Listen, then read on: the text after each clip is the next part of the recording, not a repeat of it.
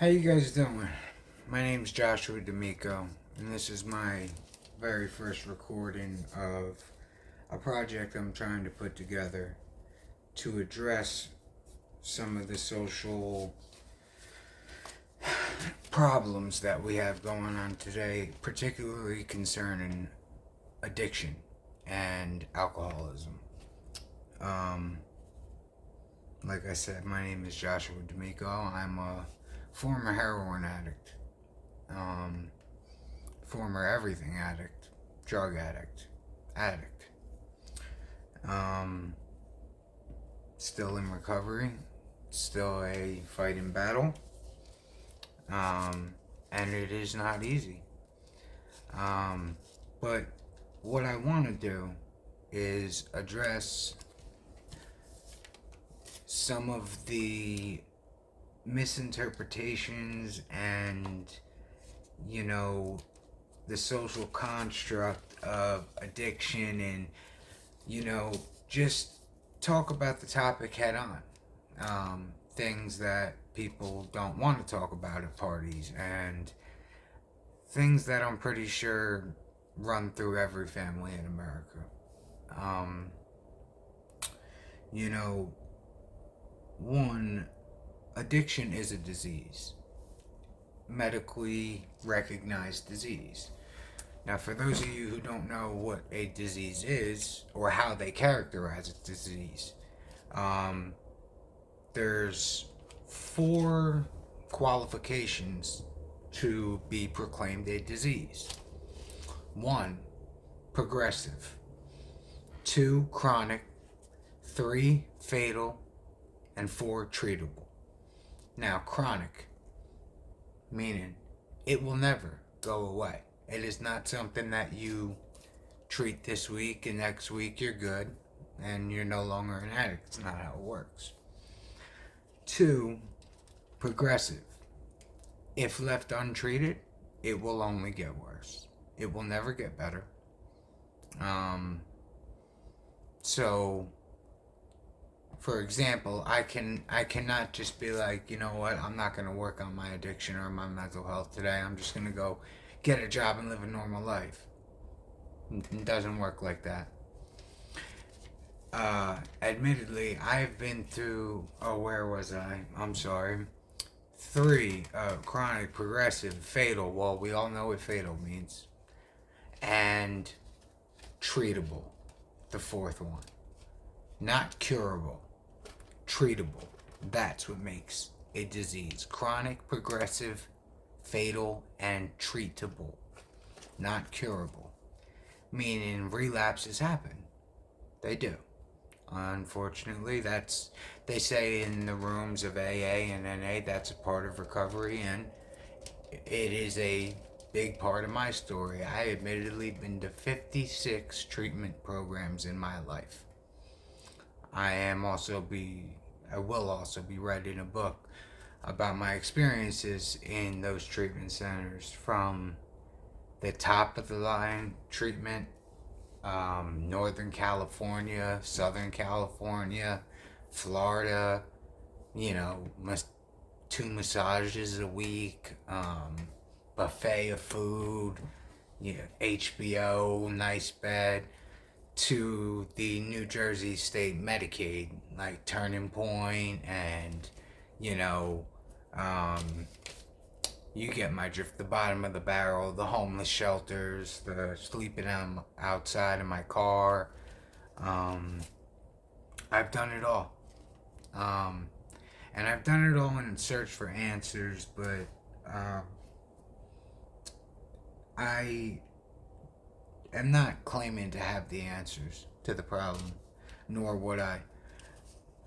I just have the answers to a lot of the questions and a lot of the BS that goes on and the fables about addiction and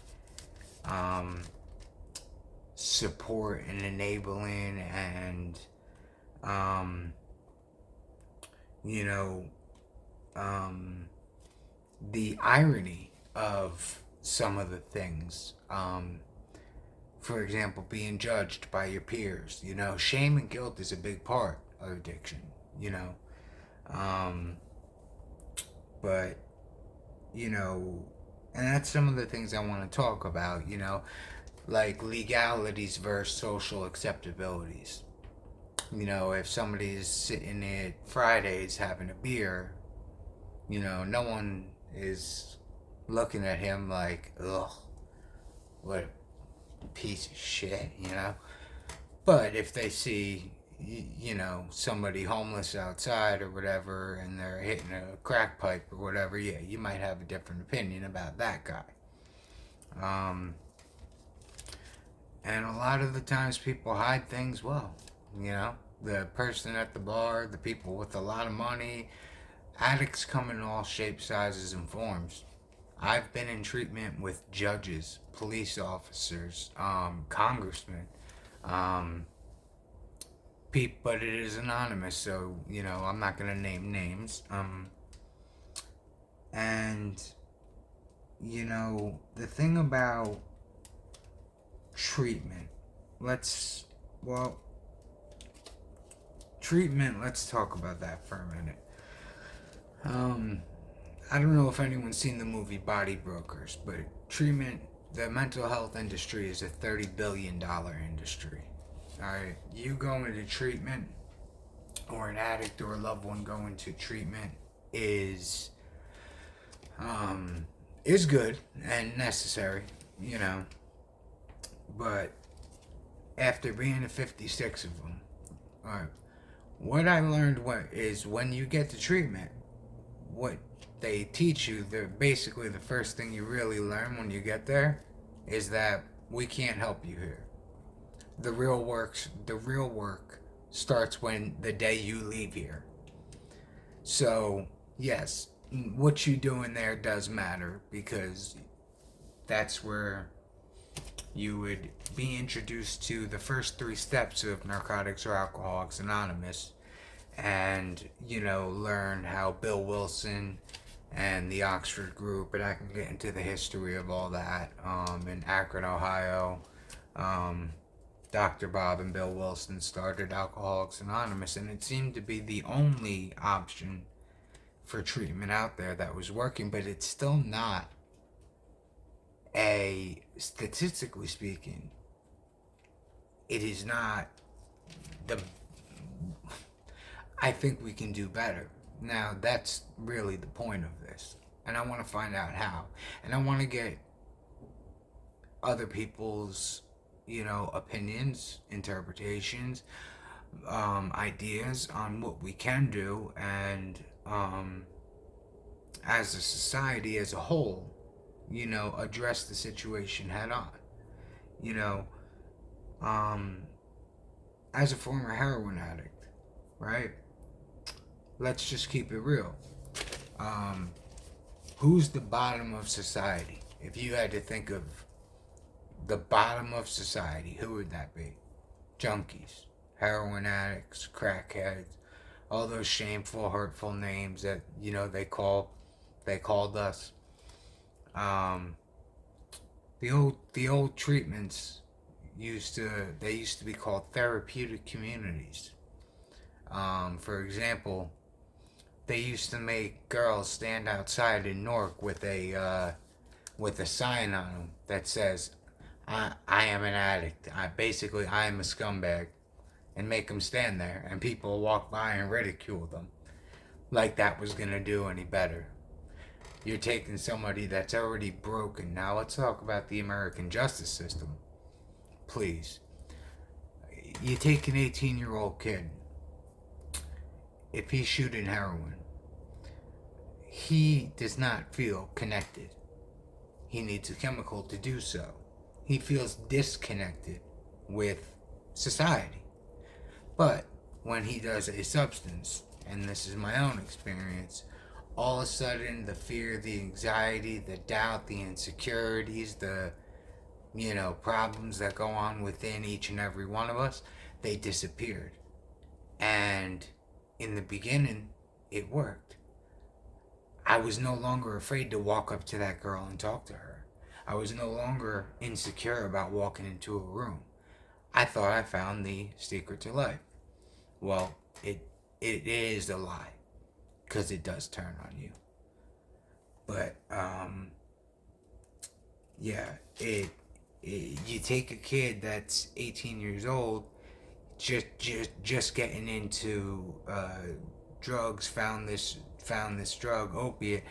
Uh, they start off with the pills, and now and the problem is what I also wanted to address, which is a major problem, is that heroin no longer exists. You can't find a bag of heroin out in New Jersey. I don't know about the rest of the states, but I'll talk about what I do know. Whatever you're buying around here is fentanyl, or carfentanil, which is elephant tranquilizer.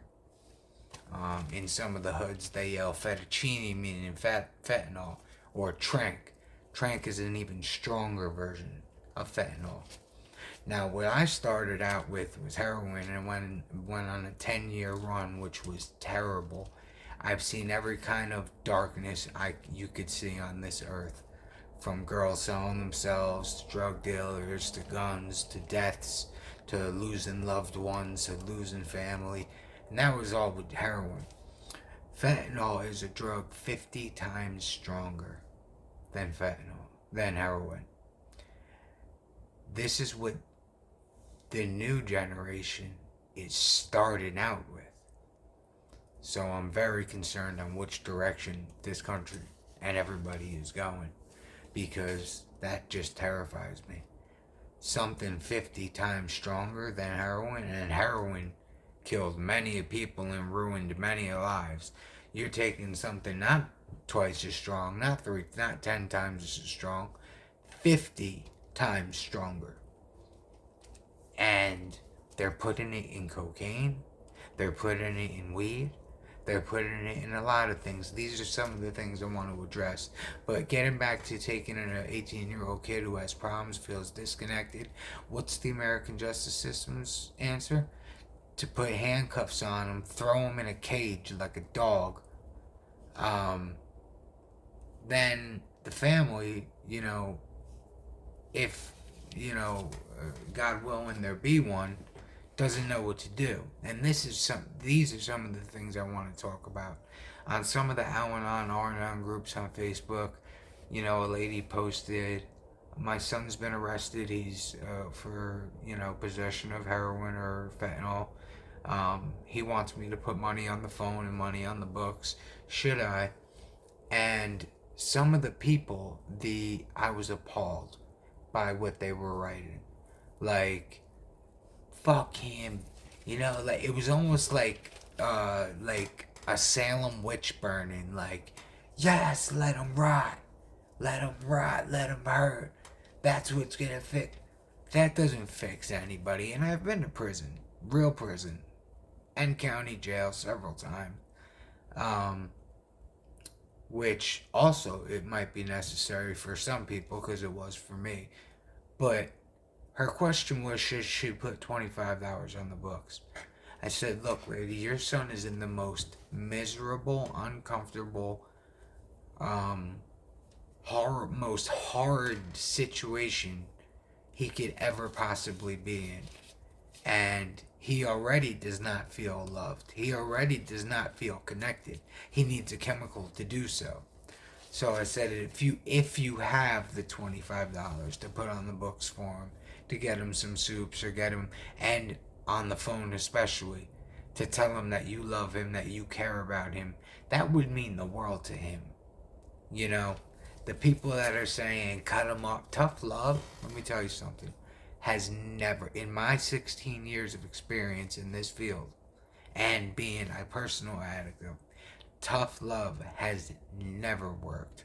I implore you all to watch the TED Talks from a gentleman from England who gives a wonderful speech about Rat Park, and we'll get into that. It's the experiment they did on the rats with heroin and cocaine, and what they found was, the more connected people or animals are to each other, the less likely they're going to turn to an outside source for that feeling.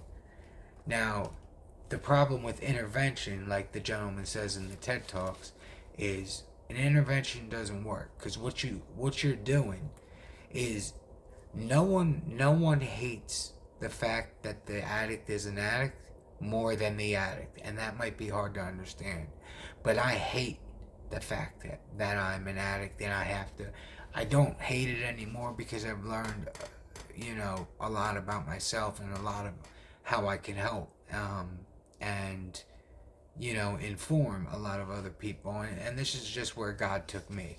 But I hated the fact I had a habit. I had to go cop money every day, find out how to get the drug, this and that. And it was a 24/7 job. And if I did not get it, I was violently ill. Puking, diarrhea, cold sweat, shivering. It's not like you're sick, a little uncomfortable, and it'll pass. It's a little cold. No, no. Like, I don't know if you've ever seen somebody withdraw, but it's pretty hard. And if you've ever felt it, you know what I'm talking about. Anyway, what I want to do is basically just wanted to introduce myself, let y'all know what I'm doing. I'm going to be putting up a couple videos after this, and hopefully I want to get on a podcast, and I want to have, everyone from addicts to police officers to family members to whoever on the podcast, and have them, and let's talk about it. Let's talk about the drugs that are out there now. These kids need to know, the truth. And like the DARE program in school doesn't really teach you that didn't teach me, when I first found Oxycontin and heroin and whatnot, I thought that was all. I thought everybody else was stupid because they weren't doing this. It was $5 for one bag of heroin. Who can't come up with $5 a day, right? Little did I know that one bag turns into 2, turns into 4, turns into 10, turns into 50 a day. So that comes a lot harder to manage. Impossible to manage. No one's ever done it. No one. There's 3 endings with the active addiction: jails, institutions, and death. But let's get into it. Let's talk about it. Let's cut out some of the stereotypes and inform people, because everybody knows somebody addicted or is addicted or knows somebody struggling, and they need our help. They can use our help. And information can save a lot of these people, a lot of these kids coming up that don't know what's coming. And the scary thing is, I don't know what's coming. Because like I said, when I started out, it was heroin. They're starting out with something 50 times stronger. Which direction is this going? That scares me. It should scare you too. So, also, they say they have narcotics departments, teams, whatever, right? In every major city in New Jersey. If I wanted to go cop in Trenton, Camden, Newark, Patterson, a lot of other places, I could roll up right now and get whatever I wanted, and they don't have to go. It's not like you tell them what you want, they say, all right, I'll go get it. No, they have it on them right there. The cops know where they are. What narcotic team?